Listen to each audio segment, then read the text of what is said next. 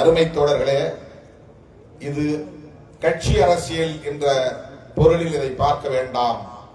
புரட்சியாளர் அம்பேத்கரின் அரசியல் என்கிற அணுகுமுறையிலே இதை பார்க்க வேண்டும். ஏன் அம்பேத்கர் இதை எழுதினார்? ஏற்கனவே இந்த சமூகம் கட்டமைப்பதற்கு பயன்பட்ட ஒரு சட்டம் மனு சட்டம். அதற்கு மாற்று சட்டம் அதன் பிறகு தோன்றவே இல்லை. அதற்கு எதிரான சட்டங்கள் தோன்றவே இல்லை. ஆங்கிலேயர்கள் வந்த பிறகு ஒவ்வொரு மூட நம்பிக்கைக்கும் அல்லது சமூக விரோத நடவடிக்கைகளுக்கும் எதிரான சட்டங்கள் அவ்வப்போது உருவாயின. சதிவிலக்கத்திற்கு எதிரான சட்டங்களை கொண்டு வந்தார்கள். குழந்தை திருமணம் என்கிற பாலிய விவாகத்தை குற்றம் என்று சொல்லுகிற சட்டங்களை கொண்டு வந்தார்கள். இதெல்லாம் பிரிட்டிஷ் ஆட்சி காலத்திலே வந்தது. அவை சட்டங்களாக மட்டுமே வார்க்க பெற்றன. ஆனால் புரட்சியாளர் அம்பேத்கர் அவர்கள் வகுத்தளித்த அரசமைப்பு சட்டம் என்பது உண்மையிலேயே வெறும் சட்டம் இல்லை. அது ஒரு கோட்பாடு. அது ஒரு கோட்பாடு. அது ஒரு டாக்டரின். அது ஒரு மேனிபெஸ்டோ,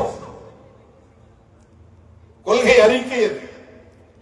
அரசமைப்பு சட்டத்தின் பிரியாம்பிள் என்கிற அந்த முகப்புரையிலே சொல்லப்பட்டிருக்கிற 10 வரிகள் தான் இவ்வளவு பெரிய தாக்கத்தை இந்த சமூகத்தில் ஏற்படுத்தி வருகிறது. இவ்வளவு பெரிய மாற்றங்களை ஏற்படுத்தி வருகிறது. இவ்வளவு பெரிய விவாதங்களை உருவாக்கி கொண்டிருக்கிறது. வலதுசாரிகள் அரசமைப்பு சட்டத்திற்கு எதிராக சிந்திக்கிறார்கள். இடதுசாரிகள் அரசமைப்பு சட்டத்தை பாதுகாக்க போராடி கொண்டிருக்கிறோம். அது இஸ்லாமிய அமைப்புகளாக இருக்கலாம், கிறிஸ்தவ அமைப்புகளாக இருக்கலாம், அல்லது இந்த DAE, SC/ST ஊழியர் சங்கமாக இருக்கலாம், விடுதலை சிறுத்தைகள் கட்சியாக இருக்கலாம், கம்யூனிஸ்ட் கட்சிகளாக இருக்கலாம், திராவிட கட்சிகளாக இருக்கலாம். இவை அனைத்தும் வலதுசாரி அரசியலுக்கு எதிராக போராடி கொண்டிருக்கின்றன. ஆனால் அது அரசமைப்பு சட்டத்திற்கு ஆதரவானது, புரட்சியாளர் அம்பேத்கருக்கு ஆதரவானது என்பதை நாம் புரிந்து கொள்ள வேண்டும். அரசமைப்பு சட்டத்தை எதிர்க்கிறார்கள் என்றால் அம்பேத்கரை எதிர்க்கிறார்கள் என்று பொருள். உங்களுக்கு ஒரு கேள்வி எழும். பாஜகவினரே அம்பேத்கர் ஜெயந்தியை கொண்டாடுகிறார்களே, அப்புறம் எப்படி அவங்க அம்பேத்கரின் எதிரிகள் என்கிறீர்கள்? பிரதமரே அம்பேத்கர் சிலைக்கு மாலை அணிவித்து அவர்கள் காலடியை தொட்டு வணங்குகிறாரே, எப்படி அவரை நீங்கள் அம்பேத்கரின் எதிரி என்கிறீர்கள்? அரசமைப்பு சட்ட நாளில் அரசமைப்பு சட்டத்தை தொட்டு உறுதிமொழி ஏற்கிறார்களே, அவர்கள் எப்படி அம்பேத்கரின் எதிரியாக இருக்க முடியும்? திருமாவளவன் சொல்லுவது தவறு. அவர்கள் எப்போதும் அம்பேத்கருக்கு எதிராக இருந்ததில்லை, அரசமைப்பு சட்டத்துக்கு எதிராக இருந்ததில்லை என்று ஒரு கேள்வி எழும். ஆனால் நீங்கள் நுட்பமாக பார்க்க வேண்டும். இவையெல்லாம் அவர்கள் ஒரு உத்திகளாக கையாளுகிறார்கள் என்பதுதான் உண்மை. அவர்களின் உண்மையான எதிரி அரசமைப்பு சட்டம். இன்னும் நுட்பமாக சொல்ல வேண்டுமானால் அவர்களின் உண்மையான எதிரி புரட்சியாளர் அம்பேத்கர். வெளிப்படையாக அவர்களால் சொல்ல முடியாது. பெரியாரை வெளிப்படையாக எதிர்த்து விட முடியும், அம்பேத்கரை எவராலும் வெளிப்படையாக எதிர்க்க முடியாது. சாதியவாதம் பேசுகிற சில்லறைகள் வேண்டுமானால் திருட்டுத்தனமாக அம்பேத்கர் சிலைக்கு செருப்பு மாலை போட முடியுமே தவிர வெளிப்படையாக எந்த ஒரு அரசியல் சக்தியாலும் அம்பேத்கரை எதிர்க்க முடியாது. அதற்கு வாய்ப்பே கிடையாது. உலகத்தில் ஒரு தலைவரை கோடிக்கணக்கான மக்கள், இந்தியாவிலே 30 கோடிக்கு மேலானவர்கள் பல்வேறு சாதிகளாக மாநிலந்தோறும் பிரிந்து கிடக்கலாம்.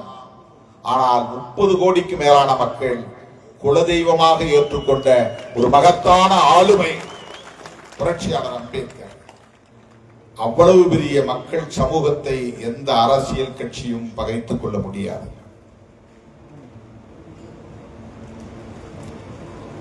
புரட்சியாளர் அம்பேத்கர் அவர்களை வெளிப்படையாக எதிர்க்க முடியாது. அரசமைப்பு சட்டத்தை வெளிப்படையாக எதிர்க்க முடியாது என்பதனால் அம்பேத்கர் ஜெயந்தியை கொண்டாடுகிறார்கள், அரசமைப்பு சட்டத்தை தொட்டு வணங்குகிறார்கள்.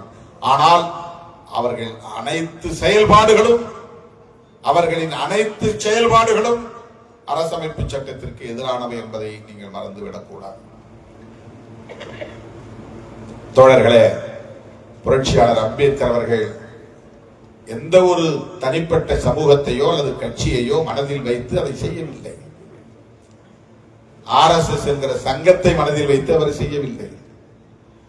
காலம் காலமாக புரையோடி கிடக்கிற இந்த சாதிய சமூக கட்டமைப்பை தகர்த்தெறிய வேண்டும், பிறவி அடிப்படையில் இருக்கிற இந்த பாகுபாடுகளை அழித்தொழிக்க வேண்டும், மனிதர்களுக்கிடையில் நிலவுகிற உயர்வு தாழ்வு என்கிற இந்த நிலைப்பாட்டை மாற்றியமைக்க வேண்டும், அனைவருக்கும் அதிகாரம் பகிர்ந்தளிக்கப்பட வேண்டும், சுதந்திரம், சமத்துவம், சகோதரத்துவம் என்று இந்த மண்ணில் மலர்ந்திட வேண்டும் என்கிற அந்த தொலைநோக்கு பார்வையோடு தான் இந்த சட்டத்தை உருவாக்கி இருக்கிறார்.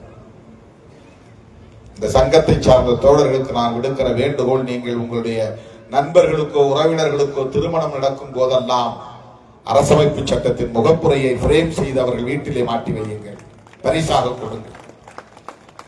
அந்த வீட்டில் உள்ள பள்ளி பிள்ளைகள் அதில் உள்ள சொற்றொடர்களை படித்து பார்க்கட்டும், அறிமுகமாகட்டும். அந்த சொற்றொடர்கள் அந்த பிள்ளைகளின் நாவில் ஊறட்டும், அவர்கள் அதை உச்சரிக்கட்டும். லிபர்ட்டி, ஈக்வாலிட்டி அண்ட் ஃப்ரெட்டர்னிட்டி என்கிற இந்த சொற்றொடர்களை உச்சரிக்காத பிள்ளைகள் இல்லை என்கிற நிலையை நாம் உருவாக்க வேண்டும். அதன் பொருளை அவர்கள் புரிந்து கொள்கிறார்களோ இல்லையோ, இந்த சொற்றொடர்களை அறிமுகப்படுத்த வேண்டும். இதற்காக போராடுகிற போராளிகளாக அவர்கள் எதிர்காலத்தில் உருவாவார்கள். தோழர்களே, உண்மையான அம்பேத்கரியவாதி, அம்பேத்கர் படத்தை போடுகிறவனோ, அம்பேத்கர் பெயரை சொல்லுகிறவனோ, ஜெய் பீம் என்று முழங்குகிறவனோ, வெறுமன உச்சரிப்போடு நின்று விடுகிறவனோ அல்ல. அவர் முன்மொழிந்த இந்த கோட்பாடுகளை உள்வாங்கிக் கொண்டு அடுத்த தலைமுறைக்கு எடுத்துச் செல்கிறவன் தான், அதை பாதுகாக்கிறவன் தான், அதை பரப்புகிறவன் தான், அதற்காக போராடுகிறவன் தான், அந்த கோட்பாடுகளுக்கு எதிரிகளாக இருப்பவர்களை அடையாளம் காண்கிறவன் தான். எந்த சூழலிலும் அப்படிப்பட்ட சக்திகளோடு கைகோர்க்க மாட்டோம் என்று உறுதிப்பாட்டோடு நிற்கிறவன் தான் உண்மையான அம்பேத்கரியவாதி. அந்த அடிப்படையில் தான் நாம் தேர்தல் அரசியலிலும் சில நிலைப்பாடுகளை எடுக்கிறோம். எனது அருமை தோழர்களே, சாதி பெருமை பேசுவது அம்பேத்கரியமாகாது, சாதி ஒழிப்பை பேசுவதுதான் அம்பேத்கரியம். தாத்தா ரெட்டமலை சீனிவாசன் அவர்கள் சாதி பெருமை பேசுவதற்காக பறையன் என்கிற பெயரில் இயக்கம் இதழ் நடத்தவில்லை. இன்றைக்கு நீ பார்க்கிற பறையன் என்கிற ஒரு தனிப்பட்ட சாதிக்காக அவர் இயக்கம் காணவில்லை.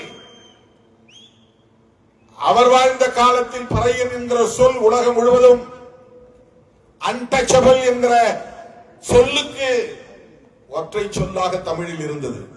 பறையா என்று சொன்னால் அது இந்தியா முழுவதும் இருக்கிற எல்லா தீண்டப்படாத சாதிகளையும் குறிக்கிற ஒற்றை சொல்.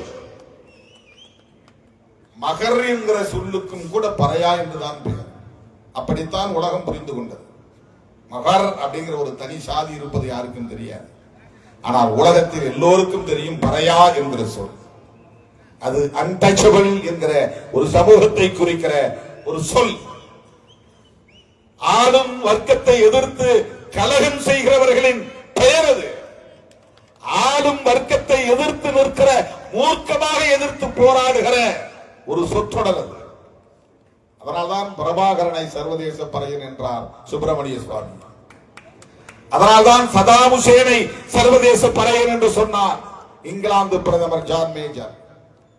அவர்கள் என்ன தமிழ்நாட்டில் பிறந்தவர்களா, செங்கல்பட்டிலே பிறந்தவர்களா, கல்பாக்கத்திலே பிறந்தவர்களா?